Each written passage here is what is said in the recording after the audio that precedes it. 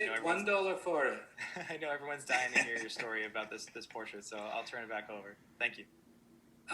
So first of all, I've got to say that I've been incredibly fortunate and blessed to photograph a lot of people that are very well known, but never from the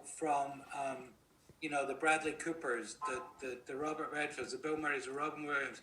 Never have I come across a group of fans that are so dedicated and so incredibly nice and warm and wonderful as to the fans of Gillian Anderson and David Duchovny. They keep me permanently amused on Instagram. They're so lovely. They're so dedicated. I've never really got to speak to you guys all at kind of once. I know some of you are watching. Just to say thank you. You're all brilliant, and I love you all. So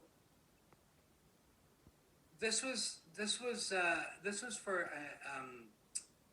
I think they were up for a potential Emmy for a final season of the X-Files, and I wasn't particularly an X-Files fan or a Gillian Anderson fan or a David Duchovny fan, but I was kind of excited because I knew the X-Files was a big deal, and it was interesting because Gillian came in about 45 minutes before the shoot to have her hair and makeup done, and I had kind of had a little break in shooting. We were shooting some other people that day, and kind of my usual thing is to kind of go into the makeup room and say, hey, I'm Mark, I'm going to be taking your picture, everything all right, can I get you anything? And then kind of exit pretty fast. And I started talking, and she answered, and she started talking, and I sat down, and she said, I said, do you need anything? She goes, no, but you can chat with me, I'm bored. And we had this like really nice half an hour chat, and I'm not sure if my wife is watching, but I was absolutely enamored. I mean, I was so enamored. I was, well, whatever. And then I'm looking at her thinking, oh my God, you are I never thought of her as such a beautiful woman as when I'd spent some time with her. And then, Mr. Duchovny arrives, and the two of them obviously had not seen each other, I don't know, for a little while. And the atmosphere and the electricity when they kind of came out of this little dressing room area together was really electric. They were really both in great moods. They were both having a lot of fun, and I didn't really have to do any kind of direction. And there was just this kind of 1 second where she leaned in to whisper something to him, and that's this shot here. And this was not really how I'd framed the shot, but I was standing back because I wasn't actually shooting at that moment, and I kind of stood back to do something different.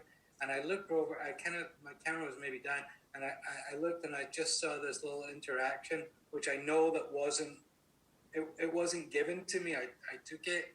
It's a bit naughty, but I clicked that photo, and I just caught it at this right minute, and I got this brilliant picture, which I kind of left all the stuff in at the sides. And just for all the people out there that love them, they're both wonderful. Thank you to you all. So, Mark, I have a question that came up in the chat. They're asking if you hadn't ended up being a photographer, what would you have fallen back on? A magician or a charismatic cult leader, perhaps? Or what do I love? What do you think? Look at that.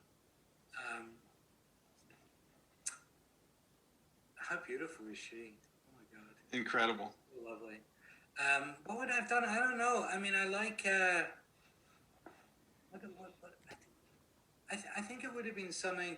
I think I don't know what it would have been, but it would have definitely have been something where I got to. Sorry, I'm just looking at my computer. It says Yep. My battery's low, which is weird. Hang on a sec. That's weird because it's charging.